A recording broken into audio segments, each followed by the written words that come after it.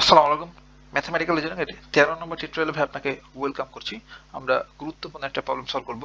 Express the following arguments, নিচে একটা argument দেওয়া আছে যেটাকে আমরা বলি mathematical statement or proposition by সিম্বলের মাধ্যমে এন্ড টেস্ট ইট ভ্যালিডিটি, এবং এটার বৈধতাটা যাচাই করতে বলছে বাই ইউজিং ট্রুথ টেবিল ব্যবহার করে। দেন আমাদের প্রপোজিশনটা দেওয়া আছে, ইফ ইউ আর ইন্টেলিজেন্স, তুমি যদি বুদ্ধিমান অ্যান্ড ইন্ডাস্ট্রিয়াস পরিশ্রমী হও, then you will be successful, তুমি সফল হবে। দেন বলছে ইউ আর নট সাকসেসফুল, তুমি সফল নও, so you are not intelligent and industrious, সুতরাং তুমি বুদ্ধিমান ও পরিশ্রমী নয়। বাংলা তো ভাই এই ফার্স্টটাতে দেওয়া আছে। এখন আমরা যেহেতু এখানে আমরা আমাদের কথাই লেখা আছে, সেগুলোকে আমরা কি সিম্বলের মাধ্যমে এক্সপ্রেস করতে হবে, তাহলে সেই কাজটাই আমরা প্রথমে করব।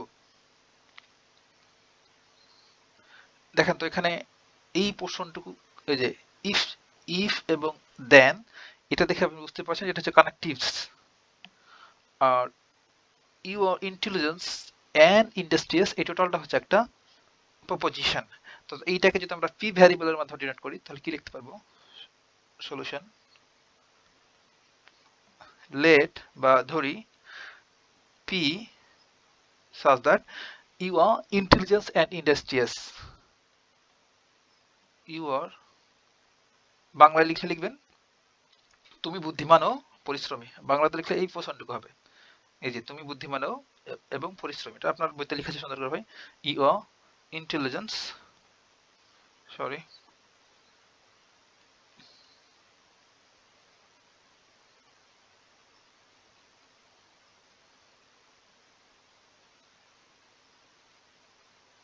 you are intelligence and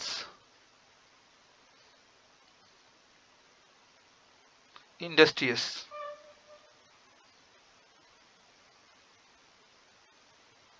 তাহলে এইটাকে আমরা বললাম একটা প্রপোজিশন, এটাকে আমি পি ভ্যারিয়েবল দ্বারা ডিনোট করলাম।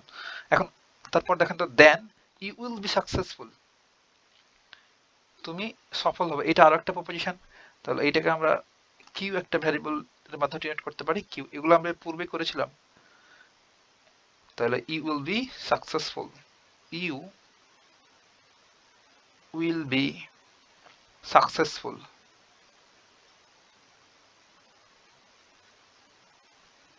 তারপরে কি আছে দেখেন তো একটু, তারপর হচ্ছে ইউ আর নট সাকসেসফুল, তুমি সাকসেসফুল নও। এখন কি আমাদের আরো কোনো ভ্যারিয়েবল দ্বারা এই পরের প্রপোজিশনটাকে ডিনোট করার প্রয়োজন আছে? মোটেই নাই। কারণ দেখেন এখানে আছে ইউ উইল বি সাকসেসফুল, তুমি সফল হবে।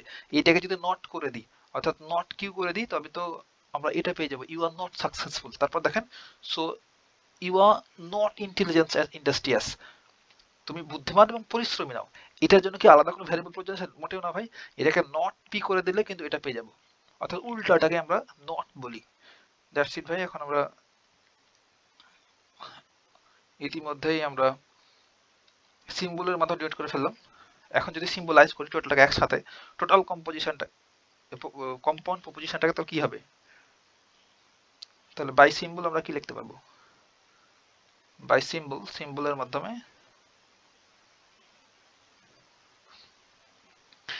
এখন এই কম্পাউন্ড প্রপোজিশন আমরা তৈরি করব। আর এখন একটা দেখেন ভাই, যখন কোন একটা সেন্টেন্সের মধ্যে যখন ইফ আর দেন থাকবে, ইফ দেন এবং সো যদি থাকে, তখন সেক্ষেত্রে আমরা ইমপ্লিকেশন বা কন্ডিশনাল কানেকটিভসটা ইউজ করব। অর্থাৎ এই প্রপোজিশনের সাথে পরেরটা ইউ উইল বি সাকসেসফুল, এটা যদি কানেক্ট করি তো আমাদের কানেকটিভস লাগবে। আর কানেকটিভস গুলো কি ছিল? আমরা 6টা 7টা কানেকটিভ ছিল, সবগুলো আমরা দেখেছিলাম। একটু যদি রিকল করি কোথায় আমরা দেখেছিলাম, মেবি কয় নাম্বার ক্লাসে, এটা কত, 4,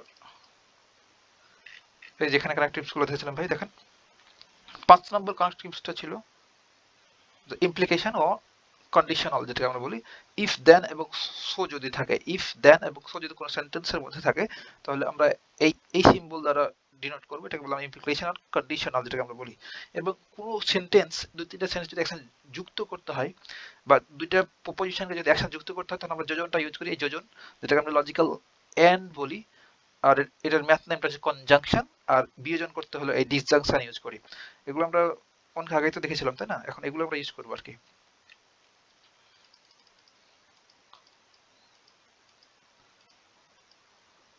হ্যাঁ, তাহলে সিম্বলের মাধ্যমে আমরা টোটাল কম্পোজিশনটাকে লিখতে পারবো। তাহলে ইউ আর ইন্টেলিজেন্স আর ইন্ডাস্ট্রিয়াস, এটা যদি পি,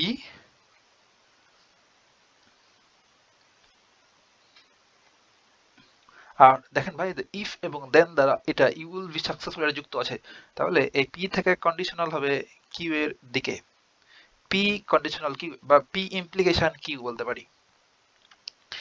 এইটুকুর কাজ আমাদের শেষ। তারপর দেখেন তো ভাই, তারপর বলেছে ইউ আর নট সাকসেসফুল, তুমি সাকসেসফুল হবে না। এখন এটা এটা এই সাকসেসফুল হওয়া আর না হওয়া কিন্তু এই প্রথম দুই সেন্টেন্সের সাথে জড়িত।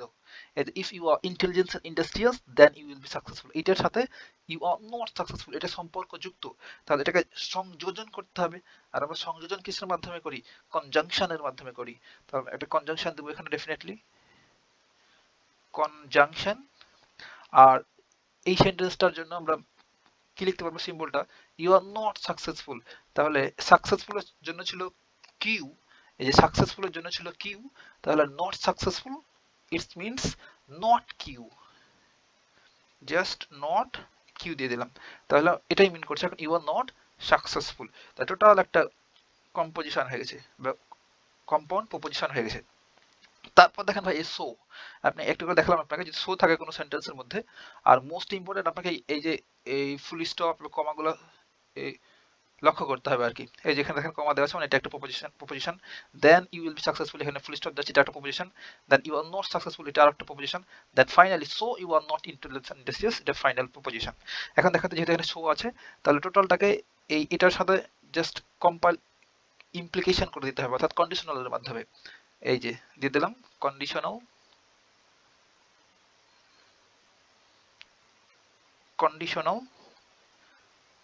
Not P. নট পি কেন বললাম? You are intelligence and industrious কে ধরেছিলাম আমরা পি, তাহলে যেহেতু বলছে you are not intelligence and industrious তাহলে আমরা শুধুমাত্র নট করে দিতে হবে, উল্টে দিতে হবে, তাহলে নট পি বা নেগেশন যেটাকে আমরা বলি। তাহলে ভাই আমরা সিম্বলের মাধ্যমে ডেফিনেটলি অলরেডি আমরা করে ফেলেছি সিম্বলের মাধ্যমে এই কম্পাউন্ড পজিশনটাকে আইডেন্টিফাই। এখন এইটাকে আমরা সুন্দর করে ট্রুথ টেবিলের মাধ্যমে প্রমাণ করার চেষ্টা করব যে এটা ভ্যালিড কিনা।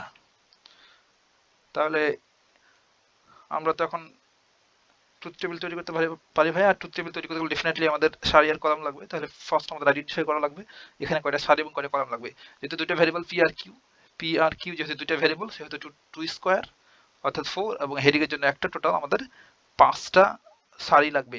কয়টা কলাম লাগবে তাহলে একটা আইডেন্টিফাই করি।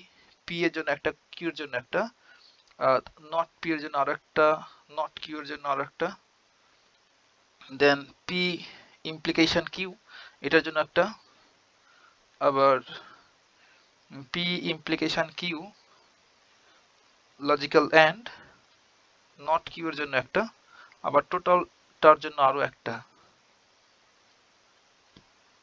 তাহলে টোটাল কয়টা হচ্ছে? 3, 7টা। P conditional Q logical and negation Q যেটাকে নট কিউ আমরা বলি, then not implication, then not P, that's it. তাহলে আমরা এই কাজটা শুরু করব। তো আমরা লিখে দিই the truth table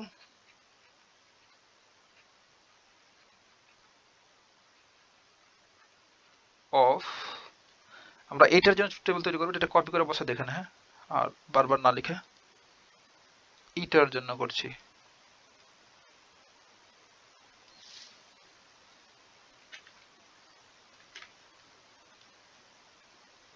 truth table of এত ইজ,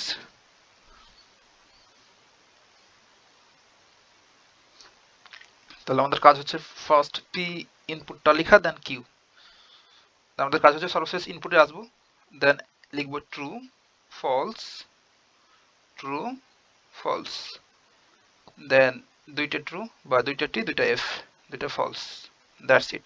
দেন আমাদের লাগবে নট কিউ আর নট পি লাগবে, ডেফিনেটলি আমরা নট পিটা ফার্স্ট লিখবো। তাহলে এই দুটার কাজ শেষ, এইটা এখন তাহলে নট পি তৈরি করবো আমরা, বা নেগেশন পি যেটাকে আমরা বলি, জাস্ট অপোজিট, টি থাকলে এফ, এফ থাকলে টি, টি আছে এখানে তাহলে ডেফিনেটলি এখানে হবে এফ, এখানে টি এটা হবে এফ, এখানে এফ, এটা টি, এফ থাকলে হবে টি ডেফিনেটলি। তাহলে আমরা নট কিউ তৈরি করবো এবার। তাহলে টি আছে, এটা হবে এফ, অর্থাৎ এই কলামের দিকে লক্ষ্য করেন ভাই, এখানে টি আছে, তাহলে এফ, এফ আছে তবে টি, আর টি আছে এফ, এগুলো আমরা ইতিমধ্যে বুঝি, এই যে, আর এফ থাকলে ডেফিনেটলি হবে এখানে টি।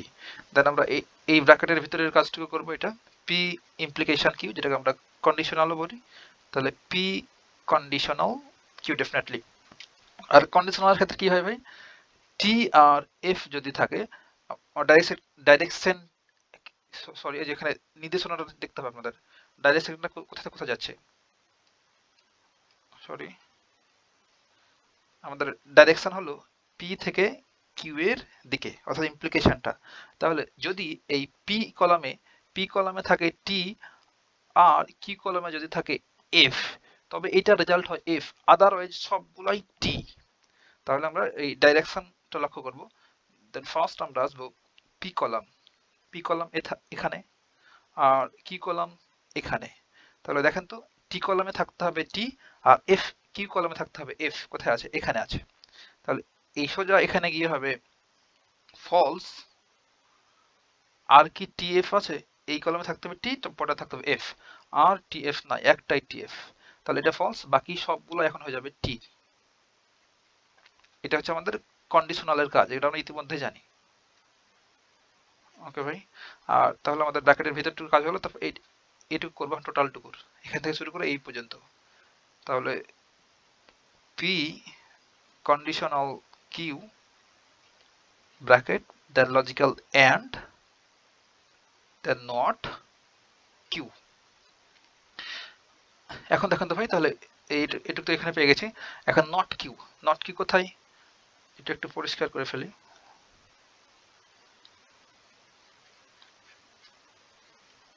আমাদের নট কিউটা হচ্ছে এখানে, আর এটা হচ্ছে এখানে। তাহলে এই দুটাকে কি করতে হবে, আমাদের লজিক্যাল এন্ড করতে হবে, গুণের কাজ করতে হবে। আর আমরা গুণ করার ক্ষেত্রে কি মাথায় রাখি ভাই, ব্যাক এন্ডে আমরা চিন্তা করি এফ দেখলে 0 আর টি দেখলে 1 ভাবি। দ্য রেজাল্ট যদি 1 হয় তবে এটা টি হয়, আর 0 হলে এফ হয়। তাহলে এখানে আছে এফ মিন 0 আর টি হচ্ছে 1, তাহলে 0 আর 1 গুণ করলে 0, 0 মিনস ফলস। আবার দেখেন 1 আর 0 গুণ করলে 0, 0 মিন ফলস। এখানে 0 আর 1 গুণ করলে 0, 0 মিন ফলস। আর টি মানে 1 আর 1 গুণ করলে ডেফিনেটলি 1 মিনস টি। এখন আমরা ফাইনাল কলামটা লিখবো, এই টোটালটা। তাহলে P implication Q, then logical and, negation q, then implication or conditional not p। এবার ডাইরেকশনটা লক্ষ্য করেন ভাই, কোথা থেকে কোথায় যাচ্ছে, এটা লক্ষ্য করা জরুরি। আমাদের রেজাল্টটা এটা, তাই না, এই যে এটা, আমরা এটার সাথে এই নট পি কোথায়, এই যে নট পি। তাহলে এটাকে সুন্দর করে দিই। ওকে, আমাদের দিকটা হবে এবার এইটা থেকে নট পি এর দিকে। তাহলে আমাদের লক্ষ্য করতে হবে যে এই কলামে থাকতে হবে টি, আর এই কলামে থাকতে হবে এফ। যদি এমন হয় এই কলামটাতে আছে টি আর এটাতে আছে এফ, তবে সেটা রেজাল্টটা হবে এফ, আদারওয়াইজ সবগুলোই টি। তাহলে আমরা দেখি তো এটা আছে কিনা। দেখেন এই কলাম আছে এফ, এই কলাম এখানে এফ, এখানে এফ, এখানে এফ, এখানে এফ, এখানে টি, এখানে টি, এখানে টি। তাহলে আমরা কোনো একটাও ভাই টি এফ খুঁজে পাইলাম না, তাহলে সবগুলো হবে টি, সবগুলোই টি। তাহলে এখন আমরা একটু লিখে দেবো কথাই, the final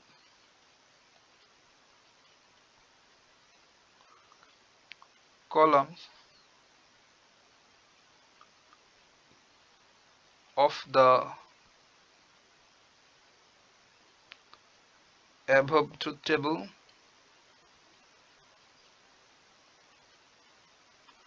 contains,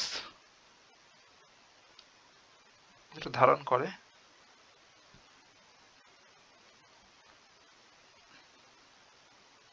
only t। দেখেন শুধু টি আছে ফাইনাল কলামে, তাহলে আমরা বলতে পারবো so the statement or argument, the statement or প্রপোজিশনও বলতে পারেন, TEMEN, স্টেটমেন্ট ইজ টটোলজি। সবগুলো ট্রু হলে টটোলজি আমরা বলি, আমরা ইতিমধ্যে জানি এটা টটোলজি। অ্যান্ড টটোলজি যদি সত্য সবগুলোই, তাহলে আমরা ভ্যালিড বলতে পারি, ডেফিনেটলি ভ্যালিড, এটা হচ্ছে ভ্যালিড।